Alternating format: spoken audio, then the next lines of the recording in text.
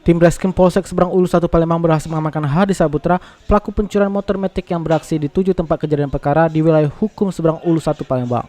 Kapolsek Seberang Ulu 1 Palembang Kompol Firdaus mengatakan, dalam aksinya pelaku berdua dan mencari motor yang menjadi targetnya di tempat sepi atau terparkir di depan rumah yang sepi.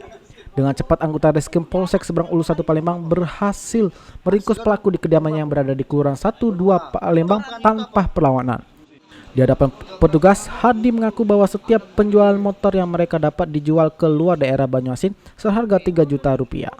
Kompol Firdaus menuturkan bahwa peran Hadi ialah sebagai eksekutor yang telah memiliki pengalaman lama karena pelaku adalah residivis dengan kasus yang sama dan atas ulahnya pelaku tersebut terjerat pasal 363 dengan ancaman penjara minimal di atas 5 tahun penjara.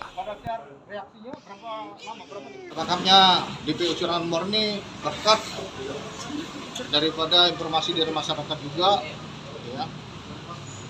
Ketika kita melakukan penyelidikan, rupanya tersangka ini selama ini berada di Jakarta. Pada saat dia merasa aman, dia pulang ke Palembang, pulang ke rumahnya di Jalan Terusan.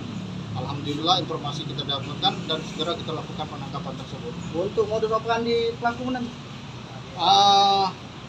Tadi sudah disampaikan, pelaku ini pada saat melakukan reaksinya memang sudah memantau tempat lokasi tersebut, dan pada saat pelaksanaannya eksekusinya itu lebih kurang 3 menit mereka bisa melakukan kegiatan pencurian tersebut.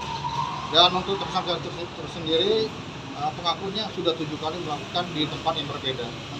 Untuk tersangka sebelumnya sudah dilakukan penangkapan dan sudah kita proses hukum sebagai umum. Kedua jadi dari Kedua. Tersangka ditangkap dan kapan dong? Di mana? Tersangka Di ditangkap? rumah. Kapan? Di rumah. Ya, Kapan? setelah 1 tahun di Jaburan. Enggak, kapan? Kemarin ya? Iya. kan